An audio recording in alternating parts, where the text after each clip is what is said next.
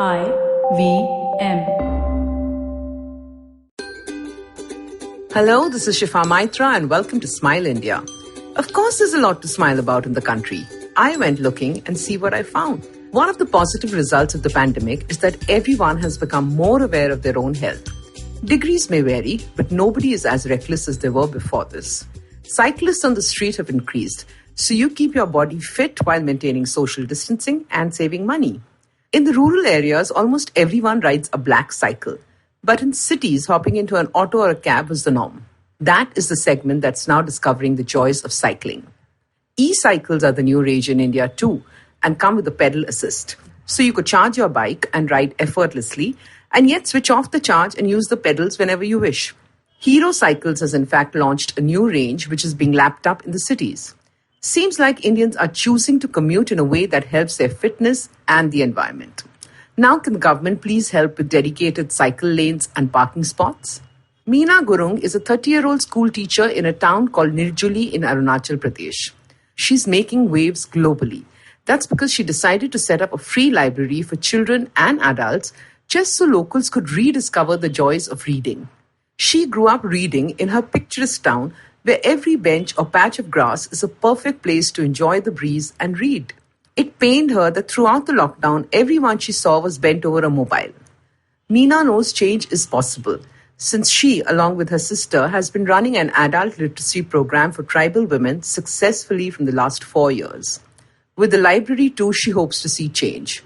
She's put out her own books and bought some new ones for 20,000 rupees. Whenever a reader stops by, they're greeted by Meena or someone from her family with sweets and asked to read on the bench for at least 15 minutes. Children have taken to it from day one, and now grown-ups are reading too.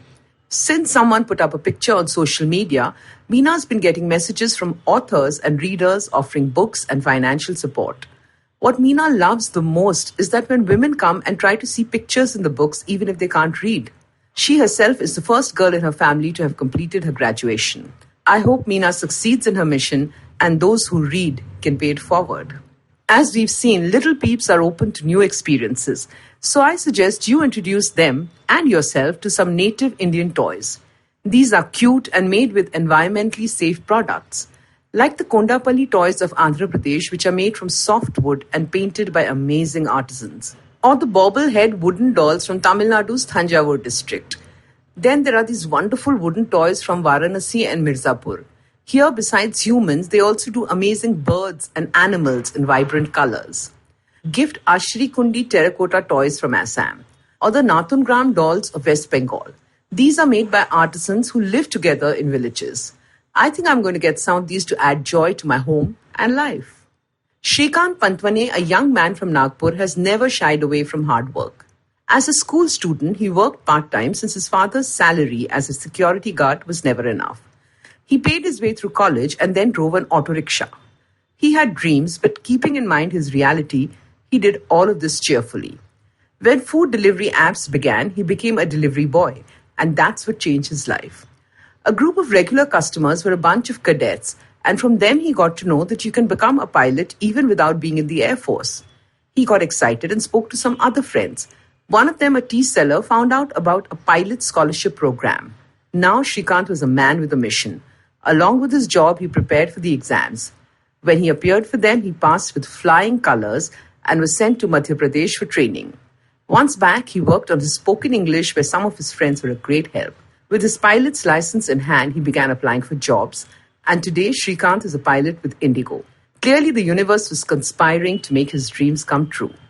Since celebrations should not stop even in the pandemic, a few party planners are going all out and helping with themed parties on video calls.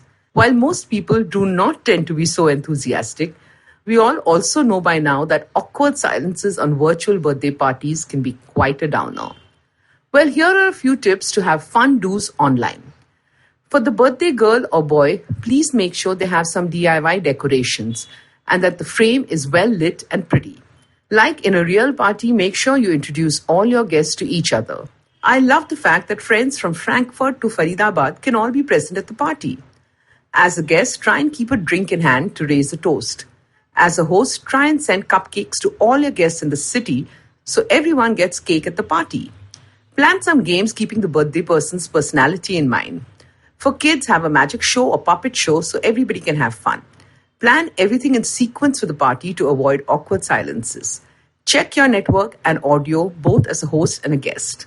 And try and keep a time frame for the party, since virtual exhaustion is a real thing now. If you like this podcast, don't forget to check out other interesting podcasts on IVM Network. You can listen to us on the IVM Podcast app or ivmpodcast.com. You can also follow us on our social media.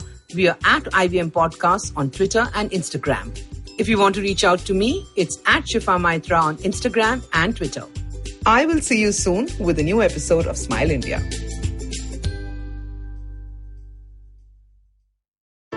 I hope you enjoyed that show. I'd like to thank our sponsors this week, Intel, for supporting us. So Justine Royal came on Storytellers and Storytellers this week with Vineet. It was a really interesting conversation. Do definitely check that out.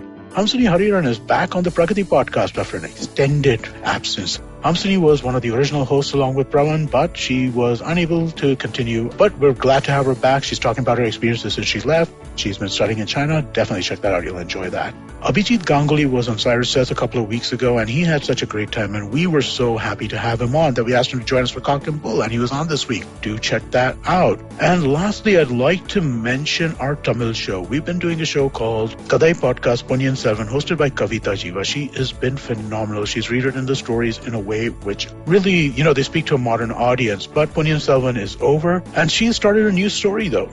The new story that she started is Sivakamiyan Sabatham. I'm sure I mangled that pronunciation, and I'm sure you'll love it if you're a Tamil speaker. Do definitely check it out.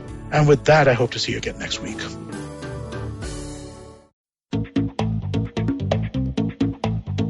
Advertising is dead. Yep, you heard me right. Advertising is dead. We're all in the content business now. Let's not call it news, TV, radio, etc., etc. It's all content, and we're in the middle of this weirdly exciting phase where all the borders and lines that have been drawn over decades has been swept away by this lovely thing called the internet. We're a show where we don't dwell on just the stuff that is now, but rather the wider stuff about advertising, media, content, and the whole goddamn circus surrounding it. Tune in every Tuesday for our weekly unboxing of the mystery box we used to call advertising. I'm Varun Dugirala, co-founder and content chief at The Glitch, and this is my new podcast, Advertising is Dead.